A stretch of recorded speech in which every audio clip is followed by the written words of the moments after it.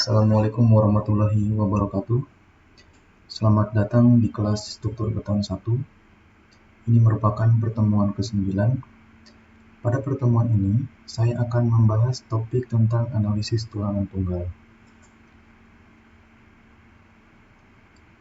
Terdapat beberapa subtopik pembahasan yang akan saya coba jelaskan ke depan, yaitu analisis penampang kondisi seimbang, analisis penampang terkendali tarik, analisis penampang terkendali tekan, luas tulangan seimbang, rasio tulangan seimbang, luas tulangan maksimum, rasio tulangan maksimum, dan terdapat beberapa latihan soal di akhir materi ini.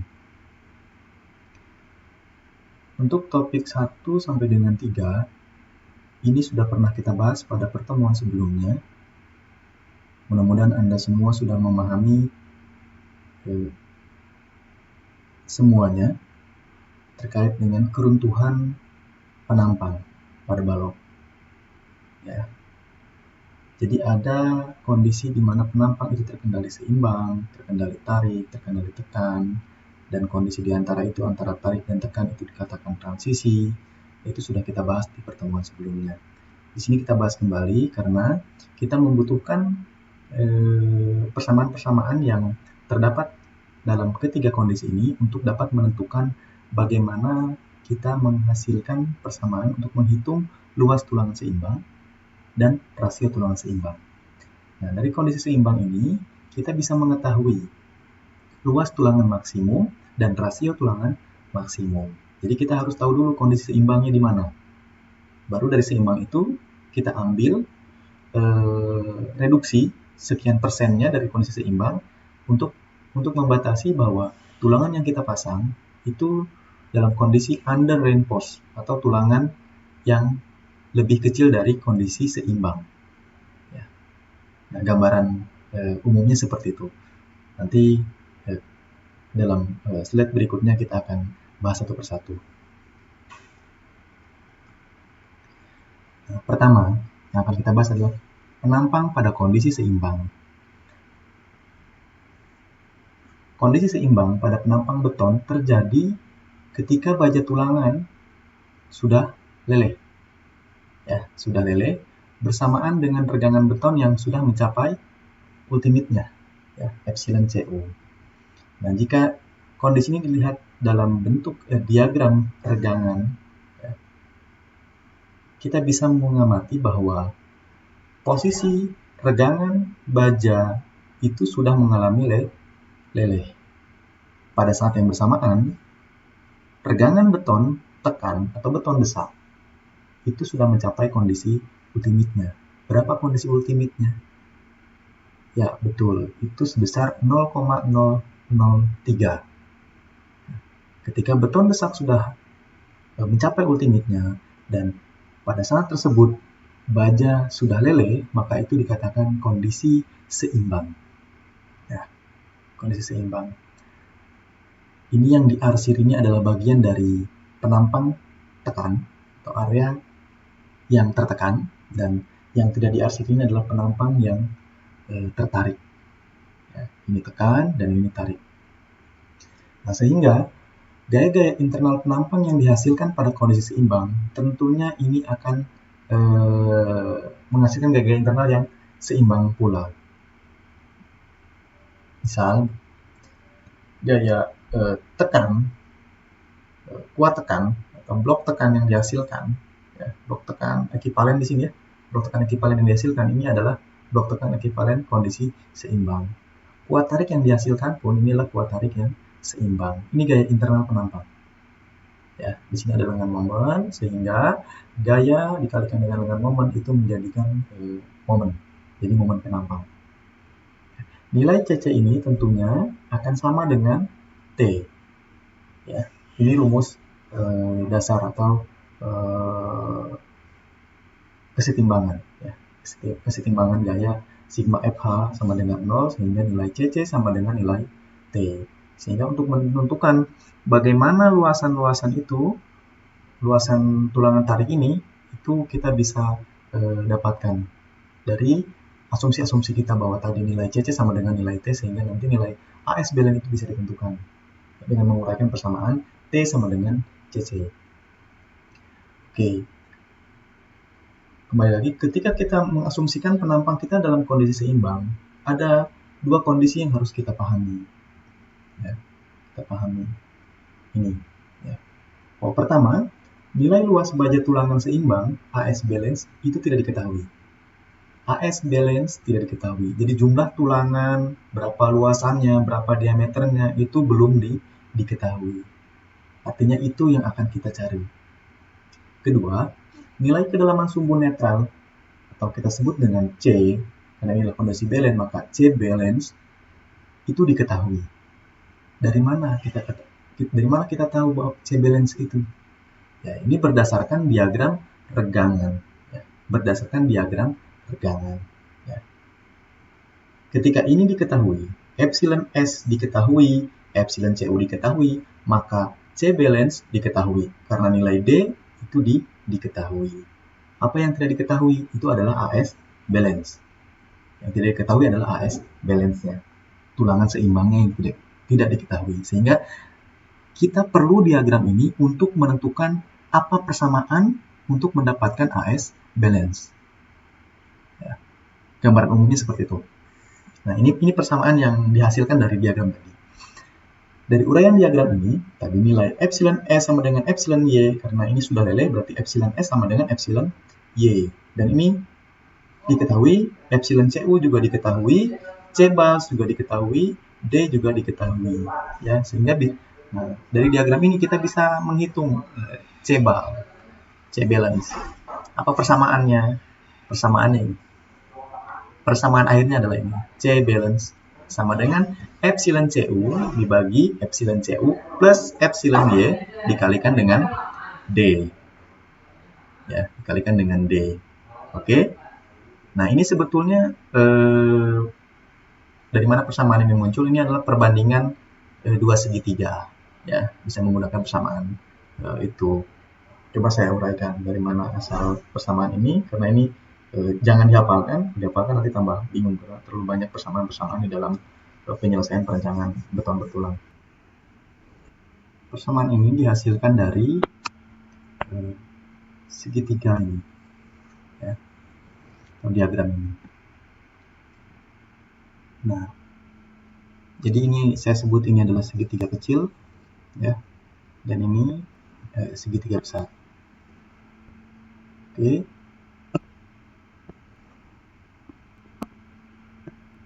Dan ini adalah nilai D, ya.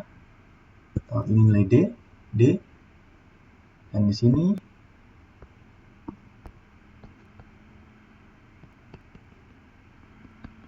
ya, di sini adalah nilai regangan epsilon CU,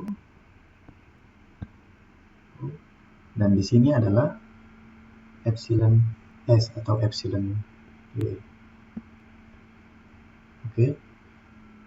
Sehingga persamaan dasarnya adalah segitiga besar, segitiga kecil, ini segitiga besar. Itu dibandingkan. Perbandingan. Sehingga didapatkan, kita amati yang ini, kita amati yang ini, ya, segitiga kecil, berarti persamaan segitiga yang kecil itu untuk mendapatkan nilai epsilon CU sama dengan ini, C balance dibagi epsilon CU. Ya. Sedangkan untuk mendapatkan rumus yang ini, itu memperhatikan kondisi segitiga yang besar ini. Ya, segitiga yang besar ini. Sehingga persamaannya adalah D dibagi epsilon CU plus epsilon Y. Artinya jarak regangan. Ya, jarak regangan. Besar regangannya. Ya, sehingga diturunkan akan menghasilkan persamaan ini. Ya, jadi itu penjelasannya. Jadi berdasarkan diagram, sekali lagi jangan dihafalkan persamaan yang ini, tetapi uraikanlah diagram regangan yang terjadi. Suatu waktu kita membutuhkan berapa nilai regangan yang terjadi pada titik ini, misal kita bisa menguraikannya. Yang penting kita tahu jaraknya ini berapa, jarak X berapa. Sehingga kita bisa tahu berapa regangan yang terjadi di posisi ini dan dibandingkan terhadap regangan lelehnya, apakah sudah leleh atau belum. Ya. Jadi sekali lagi jangan dihafalkan, tapi pahami bagaimana menguraikan diagram regangan untuk mendapatkan persamaan kondisi C balance, C dalam kondisi tarik, C dalam kondisi tekan, ya, dan sebagainya. Oke. Sekarang luas tulangan seimbang atau kita sebut dengan AS balance. Nah, dari keseimbangan gaya dapat dituliskan persamaan ini. Jadi kita bisa menuliskan ini. Oke, jadi kita sudah punya dua persamaan ya. Tadi persamaan C dan sekarang persamaan AS balance. Nah, dari keseimbangan gaya bahwa tadi T balance sama dengan CC balance. Nah, T balance persamaannya ya AS balance dikalikan dengan FY mutunya sama dengan 0,85 FC dikalikan dengan B dikalikan dengan beta 1 dikalikan dengan C balance. C balance rumusnya yang tadi. Jadi untuk mendapatkan, kenapa kita harus menghitung C balance? Karena kita di dalam proses perhitungan AS balance kita membutuhkan nilai C balance. Ya. Jadi tadi AS balance itu sesuatu yang tidak diketahui, sedangkan C balance itu kita diketahui dari diagram regangan sehingga dapat dihitung AS balance-nya. Inilah persamaan bagaimana cara mendapatkan AS dalam kondisi seimbang, penampang dalam kondisi seimbang. Ya, persamaannya ini ya. Selanjutnya rasio tulangan seimbang. Rasio tulangan seimbang atau dikenal dengan row balance, ya. Rasio tulangan seimbang ini merupakan luas tulangan baja dibagi dengan luas penampang beton efektif. Atau kalau saya gambarkan seperti ini, tinggi efektif beton itu yang ini D. Ya, berarti rasio penampang rasio tulangan tadi itu adalah perbandingan antara luas tulangan AS balance, ya, luas tulangan AS balance terhadap luas efektif penampang. Dari mana luas efektif penampang? Itu adalah perkalian antara B, lebar penampang balok, dengan tinggi efektif penampang. Ya. Jadi rasio itu perbandingan antara luas tulangan terhadap luas penampang efektif. Perbandingan. Berapa sih rasio besi penampang kita? Ya, biasanya berkisar 0, sekian, 1, 1,5, dan sebagainya. Jadi sangat kecil sekali karena besi yang terpasang di dalam tulangan kita tidak boleh terlalu banyak karena akan berdampak keruntuhan yang sangat buruk, yaitu getas. Jadi harus dibatasi. Itu tadi rasio maksimum. Nah, rasio maksimum itu nilainya kurang dari rasio balance karena untuk menjamin bahwa supaya keruntuhannya terjadi keruntuhan tarik. Jadi tulangannya yang leleh dulu, baru betonnya yang retak. Itu yang dikenal dengan keruntuhan ductile atau terkendali tarik. Mari kita lanjutkan. Rasio tulangan seimbang. Ya, rasio tulangan seimbang. Rasio tulangan seimbang tadi bahwa didapatkan dari perbandingan antara luas tulangan terhadap luas penampang efektif beton. Ya, Nah ini adalah rumus dasar, ya, rumus dasar tadi. AS balance dibagi B kalikan dengan B, itu adalah row balance. Nah, tinggal persamaan AS balance tadi disubstitusikan ke persamaan ini. Ya, jadi dimasukkan. Apa tadi persamaan AS balance? Itu adalah 1 per FY dikalikan 0,85 beta 1 dikalikan FC dikalikan B dikalikan C balance. Nah, ini adalah B-nya dan ini adalah C balance-nya yang tadi di persamaan pertama yang kita bahas. Nah, sehingga nilai B dan D dan ini dicoret, bisa dihilangkan, sehingga rumus hasil akhirnya adalah row balance sama dengan ini. Ya, row balance sama dengan ini. Nah, ketika ini dikalikan dengan epsilon S sama dengan 200.000 MPa, maka akan menghasilkan persamaan row balance sama dengan 0,85 beta 1 kalikan FC dibagi FY dikali 600 per 600 plus FY. Nah, di buku-buku referensi ataupun buku-buku praktis yang membahas terkait dengan desain, perancangan, bangunan beton, biasa muncul rumus-rumus ini, ya. Tapi tolong jangan dihafalkan, tolong dipahami bagaimana cara mendapatkan rumus ini. Rumus intinya yang ini. Angka 600 ini tergantung dari nilai epsilon S-nya, ya. Nilai epsilon S-nya. Nah, kenapa bisa muncul 600? Coba saya uraikan. Nah, ini dikalikan 200. Ya, semua persamaannya dikalikan 200.000 MPa. Nah, kita ketahui bahwa epsilon Y itu merupakan dihasilkan dari Fy dibagi elastisitas baja. Elastisitas bajanya itu adalah ini, ya. Nah, sehingga persamaannya menjadi ini nanti dikalikan semua dengan 200.000, dan epsilon ECU berapa nilainya? Itu sama dengan 0,003. Ini juga sama 0,003, ya. Sehingga persamaan akhirnya adalah 0,85 beta 1 dikalikan F aksen C sama dengan Fy, ya. 0,003 dikalikan dengan 200.000 itu adalah 600, ya. Ini juga menjadi 600, dan di sini menjadi Fy, ya. Inilah persamaan yang sering muncul di beberapa buku referensi. Namun ingat, tergantung dari mutu bajanya. Jadi tidak selamanya 600. Tergantung dari mutu baja itu sendiri. Pengalaman saya di dalam penelitian tesis waktu studi di S2, saya melakukan pengujian kuat tarik baja waktu itu di UGM, teknik mesin UGM. Dihasilkan kuat tarik bajanya itu hanya berkisar 190 MPa. Ada bahkan 185.000. Ada yang 180.000. Nah, ketika datanya ini berdasarkan data ini, maka rumus yang ini 600 itu tidak bisa kita pakai. Makanya kita jangan hafalkan, tapi pahami dari mana asal muasal persamaan itu. Nah, contoh kasusnya nanti mungkin dalam soal, ya, tidak selamanya elastisitas baja saya tulis 200.000. Mungkin saya masukkan nanti elastisitas bajanya sebesar 190.000 MPa atau 210.000 MPa. Ya, kalau kalian yang menggunakan persamaan ini, tentunya hasil akhirnya tidak akan sesuai, artinya salah. Baik, kita lanjutkan. Penampang terkendali tarik. Penampang terkendali tarik ini adalah kondisi penampang yang paling ideal. Ini paling sangat diharapkan oleh semua perencana.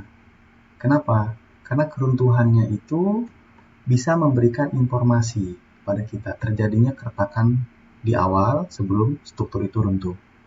Itulah yang disebut dengan early warning, sehingga kita bisa meminimalisir korban dan sesegera mungkin kita bisa mengevaluasi dari informasi yang disampaikan, yaitu adanya retak pada penampang, area tarik, dan sebagainya.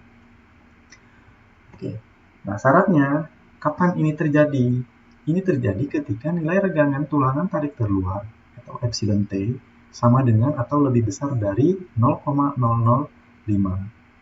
Ini yang disebut dengan tulangan tarik terluar, ya, paling dekat dengan tepi penampang.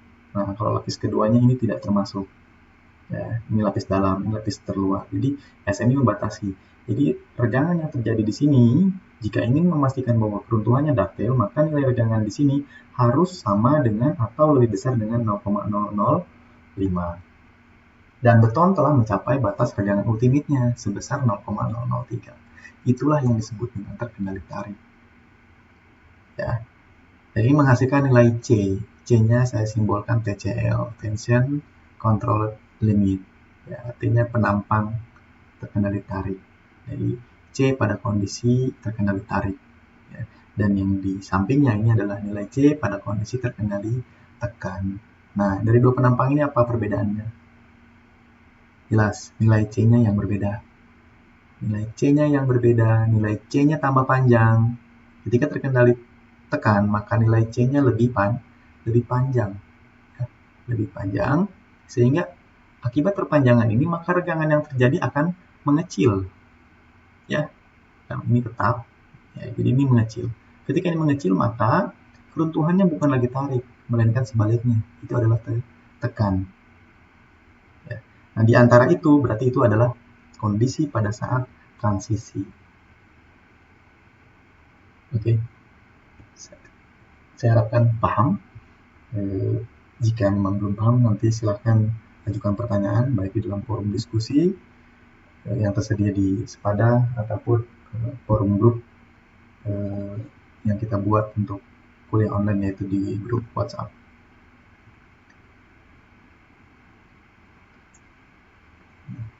Apa yang dihasilkan dari penampang terkendali tarik selain nilai C tadi? Ya, kita bisa mengamati tadi jenis keruntuhannya, ya, jenis keruntuhannya. Kita bisa memastikan bahwa keruntuhannya dalam daftar. Nah, penampang terkendali tarik tadi terjadi jika regangan tarik pada penampang tarik keluar ET sama dengan atau lebih besar dari 0,05. Ya. Nah, persamaannya sama seperti yang saya uraikan tadi, bagaimana cara mencari nilai C pada kondisi balance. Ya. Jadi perbandingan antara segitiga kecil dengan segitiga yang besar, yang saya uraikan pada slide sebelumnya. Nah, di sini C TCL atau C kondisi tarik rumusnya ini.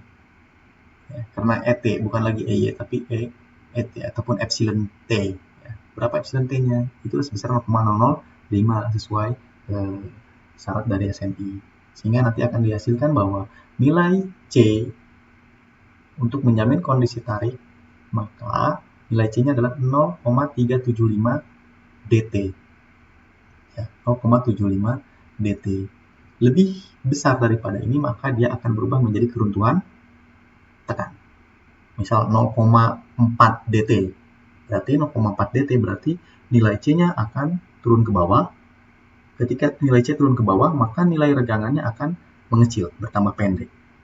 Sehingga keruntuhannya kemungkinan ada dua, antara transisi atau keruntuhan tekan. Nah, ini persamaan. Ini persamaan C tarik maksimumnya sebesar ini.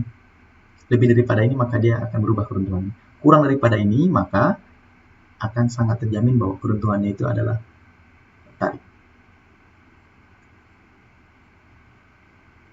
Nah, sedangkan penampang terkendali tekan. Penampang terkendali tekan ini penampang yang menurut saya sangat tidak diharapkan terjadi pada desain kita. Kenapa?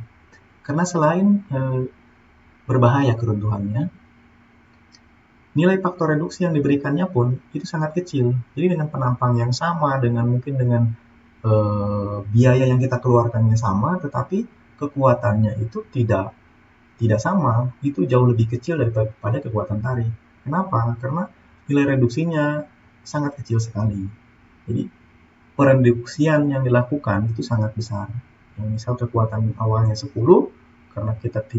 karena dia memiliki keruntuhan yang jelek, artinya berbahaya, maka kita reduksi kekuatannya. Dan reduksi cukup besar sekali, sampai dengan 35%-nya. Ya, tergantung jenis sengkangnya, ya. Jadi ada yang sampai dengan 0,65 dan 0,75, sehingga kekuatannya akan semakin rendah. Padahal penampangnya sama. Mungkin bahkan besinya lebih banyak, gitu ya. Betonnya lebih mahal pembangunannya. Ya, tapi kekuatannya lebih rendah. Itulah SNI atau pemerintah dalam hal ini untuk menjamin bahwa tidak terjadi keruntuhan pada bangunan. Ya. Itu menurut saya itu sesuatu hal yang positif yang perlu kita apresiasi. Artinya kita desain itu harus mengacu ke SNI, karena memang SNI sudah mengakomodir desain yang paling aman. Ya. Baik, perhatikan diagram regangan-regangan. Nah, ini ada yang keliru, ya, mohon diganti nanti. Ini harusnya CCL, bukan TCL lagi. Ini belum diedit. Jadi ini nilai C pada keruntuhan tekan. Nah, ininya bukan epsilon T-nya bukan lagi 0,005, tapi sekarang 0,002 karena ditekan.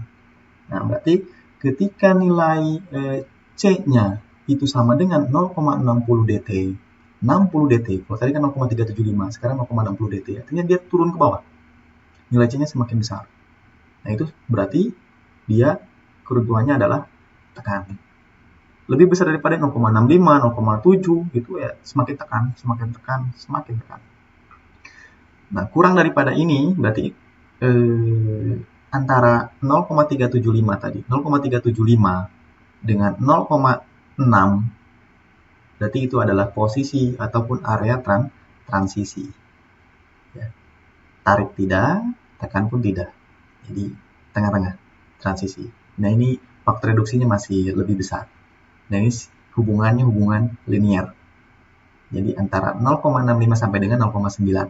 Jadi di antara itu. Atau kalau bentuk sengkangnya spiral, maka reduksinya adalah di antara 0,75 sampai dengan 0,9. Lebih besar kalau spiral.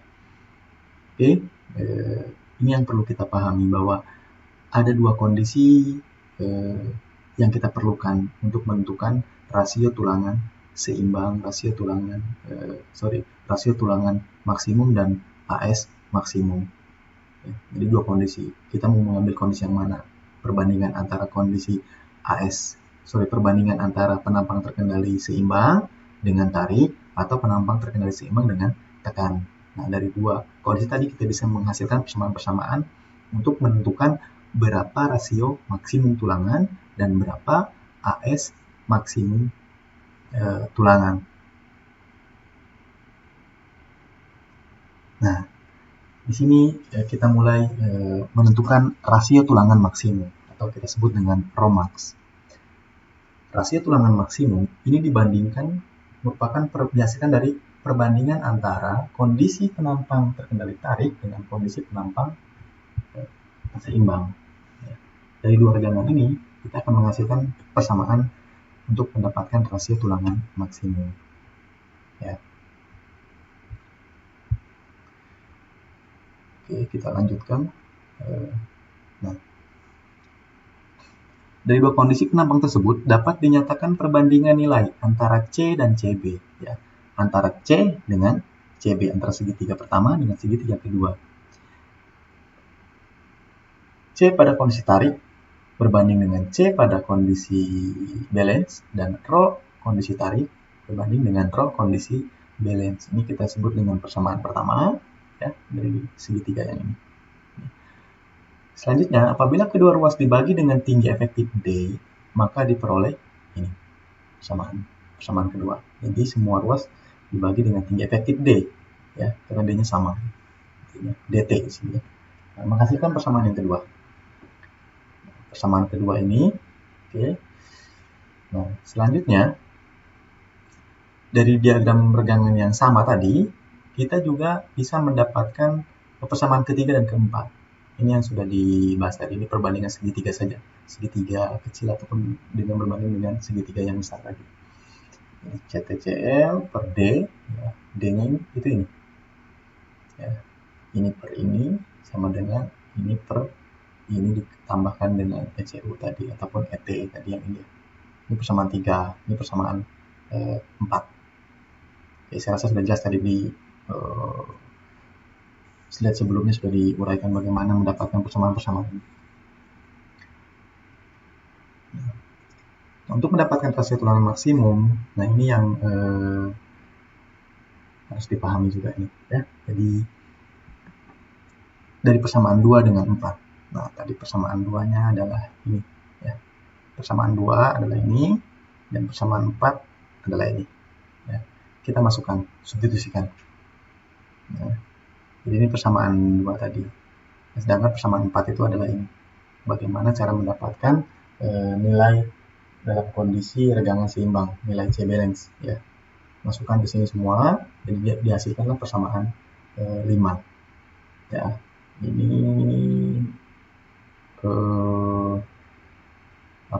persamaan 5 ini adalah persamaan yang kaitannya dengan nilai C balance, ya, kaitannya dengan nilai C balance. Selanjutnya persamaan kelima ini disubstitusikan ke persamaan 3 ke dalam persamaan 5, ya. Ini tadi saya anggap ini paham ya, karena ini tinggal dimasukkan aja tadi persamaan-persamaan yang ini. Ya, persamaan ini dimasukkan ke dalam persamaan 2 tadi, yang ini. Ya.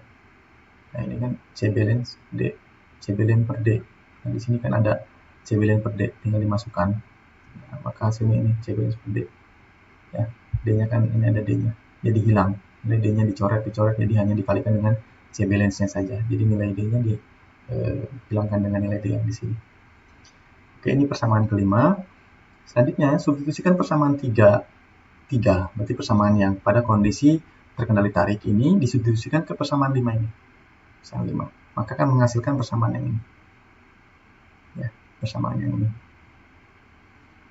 Oke, mungkin coba saya uraikan biar nggak bingung. Baik, ini persamaan 5 tadi. Ya. Nah, disubstitusikan persamaan 3 tadi. Ya, persamaan 3. Berarti C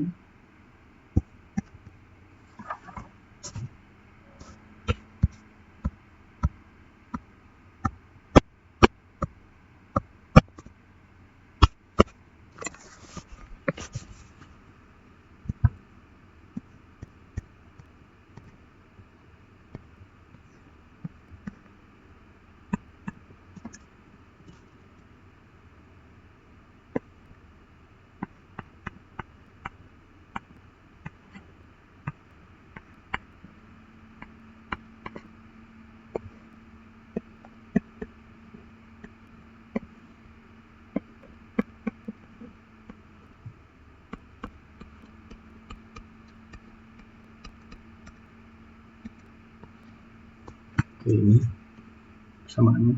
Tinggal tadi disubstitusikan persamaan 3-nya. Persamaan 3-nya itu adalah coba kita lihat persamaan ketiganya ini.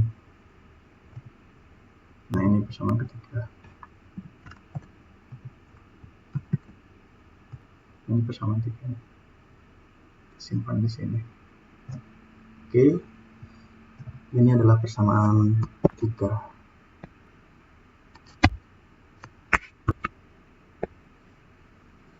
Ini adalah persamaan 3 ini. Tinggal dimasukkan ke dalam sini. Ya, masukkan ke situ sehingga hasilnya adalah rho TCL rho balance sama dengan 0,003 dibagi 0,003 plus RT bagi ya, dibagi tadi 0,003 dibagi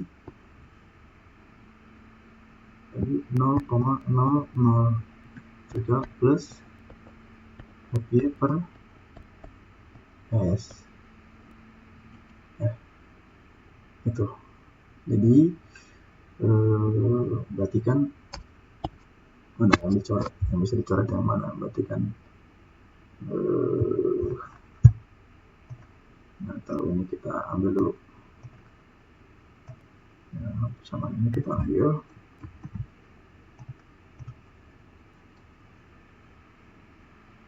Persamaan tadi.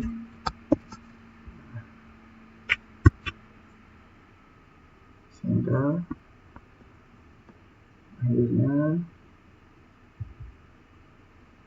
nggak bingung ya, 0,03 per 0,003 plus RT dikalikan dengan 0,003 plus FY per PS dibagi 0,003. Jika ini bisa dicoret, ini bisa dicoret ya. Sehingga hasil akhirnya itu sama dengan 0,003 plus FY per PS sama dengan 0,003 3 plus ET. Ya. T.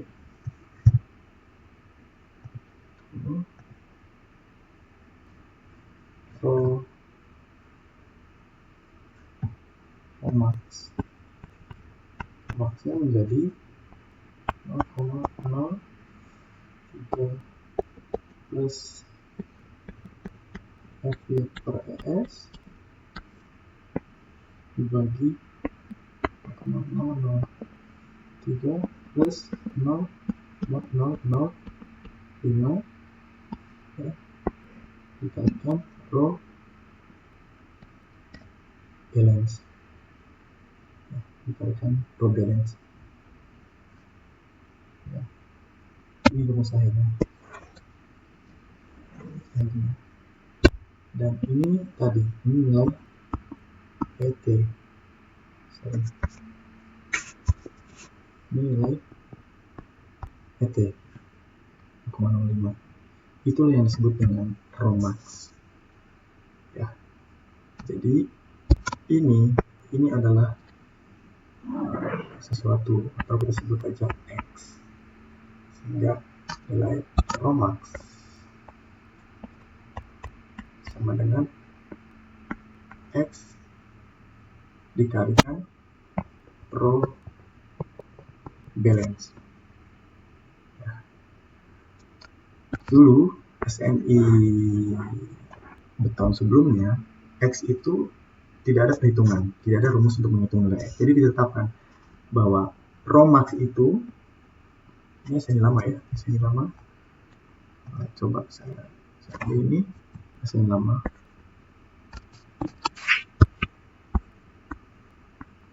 Rho max itu adalah 0,75 rho balance. Nah, mungkin kalian kalau belajar di buku-buku lama itu menggunakan peraturan SNI 2002, ya kalian akan menemukan pembatasan rho maksimum pada pembesian balok, kolom dan sebagainya. Itu nilainya 0,75. Kita nggak tahu angka 0,75 dari mana. Yang jelas angka 0,75 itu sudah ditetapkan dari SNI bahwa rho max adalah 0,75 rho balance. Nah, di SNI yang baru itu tidak ditetapkan sebesar 0,75. Melainkan kita diminta untuk menghitung. Jadi tergantung dari apa? Tadi apa yang mempengaruhi sih untuk menentukan nilai rho max? Pengaruh adalah mutunya. Ya, mutunya. Tadi rumusnya, rumus dasarnya seperti ini.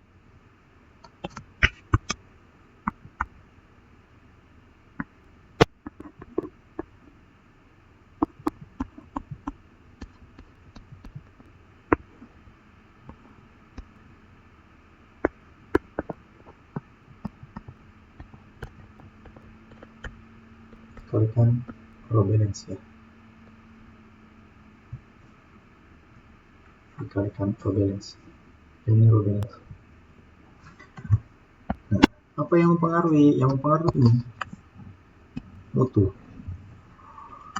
Jadi mutunya, mutu baja berapa, FE-nya berapa, 400, 390 dan sebagainya, epsilon S-nya berapa, 200, 210 dan sebagainya. Itulah yang mempengaruhi nilai rho max. Jadi tidak lagi ditetapkan sebesar 0,75 rho balance. Ya, umumnya ketika kita menggunakan persamaan yang ini yang kita uraikan tadi, itu selalu nilainya ada di bawah 0,75. Ya, kurang dari 0,75. Artinya apa? Artinya pemerintah, atau dalam hal ini SNI, Standar Nasional Indonesia, yang membuat pedoman perencanaan beton, itu ingin sekali memastikan atau ingin sekali menjamin bahwa keruntuhan yang terjadi itu adalah keruntuhan yang tidak membahayakan, yaitu adalah keruntuhan tarik. Itulah usaha pemerintah untuk menjamin bahwa untuk meminimalisir ini mungkin merupakan salah satu mitigasi bencana dari sisi perencanaan, ya. Jadi pencegahan. Jadi diutamakan, wah ini yang bagus ini detail, karena kalau kita keruntuhannya detail, desainnya detail, maka banyak informasi sebelum bangunan itu memang runtuh. kita harus, sebagai perencana, kita harus bisa meminimalisir korban jiwa ataupun kerugian. Oke, saya rasa jelas ya untuk persamaan-persamaan ini, sehingga kita sudah mendapatkan ROMAX. Oke. Nah, ini tadi rumus yang kita uraikan tadi ya. Jadi persamaan 7. Ini ROMAX. Ya, jangan dihafalkan, tapi kita perlu dipahami dari beberapa kondisi penampang tadi, seimbang, terhadap tarik, atau terhadap tekan. Nah, jika tulangan baja mempunyai ETA 400, terus elastisitas bajanya 200.000 MPa, maka ROMAX-nya itu 0,6225 Rho balance. Nah, ingat tadi saya sampaikan bahwa SNI lama atau dalam ini adalah SNI 2002 sebelum adanya 2013, maka nilai pembatasan ROMAX itu sebesar 0,75. Nah, sekarang 0,625. Dia lebih turun lagi. Ya, lebih turun lagi Rho-nya. Jadi tulangan nggak boleh banyak-banyak. Dia harus sedikit saja. Yang awalnya 75% sekarang hanya 0,625%. Jadi tulangannya sangat sedikit ya. Jadi tulangan tuh nggak boleh banyak-banyak, nanti getas. Jadi harus lebih sedikit lebih bagus, tapi jangan sampai minimal, jangan sampai kurang. Itulah tugas kita. Ya, jadi tugas kita itu mengambil desain antara minimal dengan maksimal. Nah, kita ada di posisi itu, efisiensi. Jangan terlalu banyak, terlalu banyak nanti akan getas, bahkan mahal, bahkan membahayakan keruntuhannya. Jika terlalu minimal, maka bangunan kita tidak aman, tidak mampu menerima beban yang besar. Kalau terlalu minimal, nanti dimensinya besar. Biasanya arsitek yang tidak mau. Jadi kalau tulangannya memang sedikit, minimal, bagus, ductile, gitu ya. Tapi dimensinya besar sekali. Nanti batasannya kita berbenturan dengan tim arsitek. Ada batasan plafon, karena balok kita terlalu tinggi, sehingga plafonnya terlampaui dan sebagainya. Itu adalah salah satu dampak bahwa ketika kita menggunakan rasio minimal, maka dimensinya artinya besar. Ya, dimensinya terlalu besar sehingga menghasilkan tulangan yang minimal. Tetapi kalau dimensinya terlalu kecil, baloknya kecil, ramping, maka dari secara teoritis dalam hitungan kertas, maka kita membutuhkan tulangan yang sangat banyak. Ya, banyak. Dan itu akan membahayakan. Memang arsitek senang. Kenapa senang? Karena dia, saya buat desain plafonnya tidak ada tonjolan dari balok, tidak ada untuk ducting AC juga tidak ada masalah elektrikal karena baloknya penampangnya pendek dan sebagainya. Nah, tugas kita adalah mencari posisi yang paling tepat, artinya efisien. Ya, disitulah tugas kita. Oke. Dengan menggunakan batasan tersebut, nah ini saya tegaskan, dengan menggunakan batasan tersebut, SNI Beton 2847/2013 menjamin bahwa keruntuhan yang terjadi pada penampang beton merupakan perilaku keruntuhan ductile atau penampang terkendali tarik. Pada kondisi ini, faktor reduksinya itu sebesar 0,9. Ini faktor reduksi yang sangat besar, 0,9. Jauh sebelum ini, faktor reduksi 0,9 itu hanya diambil untuk kondisi evaluasi bangunan, bukan lagi desain. Jadi kalau desain itu dulu, kalau tidak salah ya, nanti tolong dikoreksi kembali. Jadi dulu itu hanya 0,8 dan 0,8 seperti 0,85 mungkin ya untuk lentur. Nah, itu sangat kecil. Dan sekarang kenapa tinggi 0,9? Dan dulu itu 0,9 hanya digunakan untuk proses evaluasi. Kenapa evaluasi lebih besar 0,9 daripada desain? Karena ketika kita mengevaluasi suatu bangunan, maka data-data yang kita gunakan di dalam desain itu adalah data-data existing yang sudah terukur di lapangan. Ya, maksudnya gini, ketika kita di lapangan kita akan mengaudit suatu bangunan yang dinyatakan mengalami kerusakan. Kita cek di lapangan dimensinya terukur. Misalnya, bahasa terukur ini penegasan bahwa itu adalah real. Datanya real, terukur. Kalau di lapangan baloknya ukurannya 30x60, berarti memang real terpasang 30x60. Sehingga faktor reduksi keamanannya perlu kita tingkatkan. Ya, faktor reduksinya yang awalnya 0,8 bisa menjadi 0,9 karena memang sudah jelas terukur di lapangan. Mutunya di dalam desain perencanaannya 20 MPa. Pas kita cek dengan alat misal UPV, Pundit dan sebagainya, hammer, dan kalau hammer kan permukaannya tidak bisa kita jadikan patokan. Yang bisa kita jadikan patokan adalah UPV dan sebagainya. Nah, mutunya bagus, misal sampai dapat nilai awalnya 20 menjadi 25. Nah, itu sangat bagus. Kenapa bagus? Karena akan memastikan keruntuhannya duktail. Yang awalnya rencana 20 sekarang jadi 25. Sehingga hal-hal itu adalah hal-hal yang pasti. Ya, sehingga faktor reduksinya akan naik menjadi 0,9. Nah, berbedanya dengan desain itu di atas kertas. Pelaksanaannya mungkin kita dalam desain kita membuat dimensi 30 kali 60. Pada saat pelaksanaannya ternyata jadinya 25 kali 50. Nah, itulah pertimbangan-pertimbangan sehingga faktor reduksinya kecil saja. Oke, mungkin itu pembahasan lebih lanjut, yaitu terkait evaluasi bangunan. Umumnya terjadi ketika ada beban gempa, ada terjadi gempa, bencana gempa sehingga bangunan ada yang rusak, sehingga kita sebagai teknik sipil biasanya kebanjiran job ya. Untuk apa? Untuk mengaudit beberapa bangunan, memastikan bahwa bangunan itu apakah masih layak atau tidak. Salah satu yang biasa digunakan itu adalah faktor reduksi. Ya, biasanya mungkin ini tergantung pengalaman juga mungkin ya. Ya, kalau saya pribadi sih kadang melihat kondisi di lapangan, ya jika memang mutunya bagus dan sebagainya, ya nilai faktor reduksinya akan saya naikkan. Ya, artinya lebih pasti datanya memang sudah terukur di lapangan, sudah terpasang. Ya, kalau mengaudit itu datanya sudah terpasang, tapi kalau desain itu masih di atas kertas, sangat besar kemungkinan ada perubahan-perubahan atau ada pergeseran-pergeseran, ada ketidaksesuaian dimensi, ada ketidaksesuaian koordinat pemasangan dan sebagainya. Itu faktor lapangan, sehingga faktor reduksinya sangat rendah sekali, lebih rendah dari faktor reduksi yang kita gunakan pada saat evaluasi bangunan gedung atau audit gedung. Oke, kita lanjutkan ke pembahasan rasio tulangan maksimum. Nah, jadi reduksinya 0,9, sedangkan balok atau komponen struktur dengan rho besar daripada rho max. Rho, ingat, rho besar daripada rho max. Artinya apa? Artinya pembesiannya lebih besar daripada rho maksimum yang kita batasi.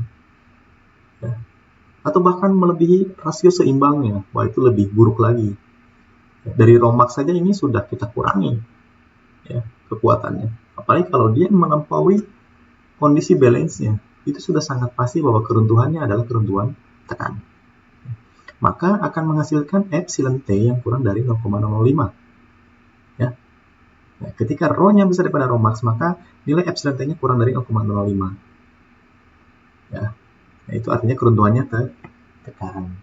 Nah, ini pasal 10.3 dari SNI 28/2013 menyatakan nilai epsilon T tidak boleh kurang dari 0,004 untuk menjamin tingkat duktilitas serta memperlihatkan tanda-tanda yang nampak secara visual sebelum terjadi keruntuhan. Ini kalau bahasa awamnya ya retak. Itu tanda-tanda visual, adanya retak-retak. Nah, bila nilai epsilon T diambil 0,04, nilai rho max-nya itu menjadi 0,714 rho balance. Ini pun masih jauh daripada 0,75 rho balance yang digunakan pada SNI sebelumnya. SNI sebelumnya itu 0,75. Nah, ini walaupun regangannya dibatasi 0,004, itu hanya 0,714. Ya. Namun, faktor ini tidak dapat diambil sebesar 0,9. Nggak boleh. Kenapa nggak boleh? Karena dia bukan merupakan keruntuhan tarik. Jadi, yang boleh menggunakan faktor reduksi 0,9 itu hanya keruntuhan tarik. Yang lainnya tidak boleh. Ya. Artinya itu hanya batas maksimum. Nah, kenapa tidak boleh? Karena penampang berada pada zona transisi. Karena dia hanya besar daripada rho max, mungkin kurang daripada AS balance, rho balance gitu ya. Yang berarti pada posisi transisi. Oke, saya rasa paham. Sekali lagi kalau belum paham, silahkan diskusi, tanyakan di forum, ya. Jangan sungkan-sungkan, silahkan bertanya. Mungkin dari pertanyaan kalian juga saya juga bisa belajar ya, belajar mencari jawaban. Mungkin karena pertanyaannya mungkin tidak bisa saya jawab, sehingga saya juga belajar. Nah, kalau tidak pertanyaan, maka ya mungkin saya tidak bisa dapat pembelajaran dari pertanyaan-pertanyaan yang kalian ajukan. Nah, ini perancangan SNI Beton 2002. Kita review aja ya, review ke belakang SNI Beton 2002. Di sini ada diagram batasan-batasan AS maksimum, AS PLN dan sebagainya. Ini saya ambil, diagram ini yang membuat bukan saya, ini saya ambil dari materi perkuliahannya Pak Dr. Insinyur Joko Sulistyo, betul beliau ahli beton di UGM. Jadi inilah penjelasan SNI Beton waktu itu memang masih 2002 ya yang dipakai. Nah, di sini jelas ditegaskan dari diagram ini bahwa ada 3 kondisi. Yang pertama adalah kondisi over reinforce, kedua adalah kondisi balance seimbang, yang ketiga adalah under reinforce. Nah, over reinforce itu kondisi tekan menentukan, itu over. Dan under reinforce itu adalah kondisi tarik menentukan. Under reinforce, tulangan di bawah. Tulangannya di bawah kondisi balance. Kalau over, tulangannya ada di atas kondisi balance. Artinya luas tulangan lebih besar daripada kondisi balance, itu over. Kalau memang dia ada di bawah luas tulangan maksimum, maka under. Tetapi di antara itu misal kurang dari AS balance dan besar daripada AS max, itu adalah kondisi transisi. Ya. Ini tadi kita di dalam pertemuan pertama tadi, di dalam topik pembahasan pertama tadi, kita membahas bagaimana cara menentukan AS balance. Di sini AS balance ini kita dapatkan. Nah, selanjutnya kita batasi. Kita dapatkan tadi rumus persamaan AS max-nya, ya, X dikalikan rho balance. Nah, kalau SNI 2002 itu adalah 0,75. Jadi sudah tetap 0,75 AS balance. Kita hitung AS balance-nya, langsung kita batasi. AS balance tadi langsung dikalikan terhadap 0,75. Itulah AS maksimum. Terus selanjutnya kita menghitung AS minimumnya. Dari dua cara ini. Dari dua persamaan, AS minimum 1, AS minimum 2. Sehingga perencanaan kita harus berada di sini. Sini ya. Ada AS perlu, AS terpasang. AS terpasang itu AS yang dipasang, yang terpasang di dalam beton. Kalau AS perlu itu AS yang dibutuhkan untuk menahan beban yang bekerja. Ya, yang diusahakan posisinya ada di antara AS min dengan AS max. Ini kondisi yang paling ideal. Ya, paling ideal. Kalau dulu SNI itu SNI beton tidak membeda-bedakan jenis keruntuhan. Jadi kalau untuk penampang lentur, keruntuhannya jenis apapun ya nilainya sekian sama. Tapi SNI 2013 ini berbeda-beda. Jadi kalau ketika posisinya kita ada di sini tulangan kita, maka kita mengambil posisi reduksinya transisi. Ketika ada di sini tulangannya, maka posisinya kita mengambil reduksi tekan. Dan ketika ada di sini, maka ini adalah reduksi yang paling besar, yaitu sebesar 0,9. Ini berlaku juga untuk rho max. Misal ini rho balance. Ini kan AS ya, ini kan AS. Bisa juga ini diganti menjadi rho balance, rho max, rho terpasang, rho perlu, rho min, ya. Tapi di sini bukan 0,75. Ini adalah sesuatu atau kita sebut dengan X tadi. Sehingga ini perlu dihitung dan nilainya jauh lebih besar. Jauh lebih kecil daripada 0,775 rho balance ataupun AS balance di sini.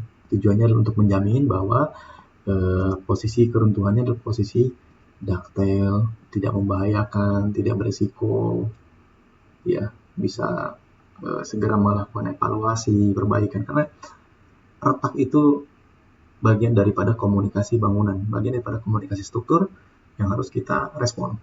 Responnya dengan apa? Responnya dengan studi kelayakan, evaluasi, yang nanti muncul rekomendasi perbaikan. Apakah kelayakan bangunan itu layak atau tidak, itu tergantung hasil rekomendasi. Jadi sangat kecil kemungkinan kalau rekomendasinya itu dirobohkan, sayang.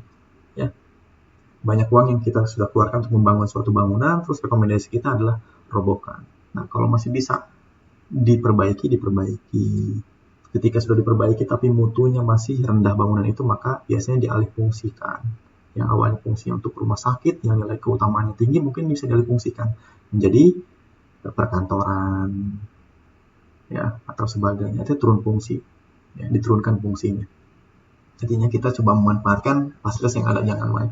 Wah, ini tidak aman, wah ini robohkan, wah itu ya di atas kertas mungkin bisa, tapi ya sayang ya, uang yang kita keluarkan itu kan tidak sedikit, apalagi ini sifatnya mungkin gedung pemerintahan dan sebagainya. Oke. Nah, ini penegasan ya, luas tulangan maksimum dibatasi sampai dengan 0,75 rho AS balance untuk menjamin terjadinya kondisi under reinforce, untuk menjamin tadi. Sekarang SNI untuk lebih menjamin lagi tadi, bahkan sampai regangan 0,004 T pun itu hanya 0,714 rho balance. Nah, ini ya 0,714. Nah, ini tadi faktor reduksi lintur.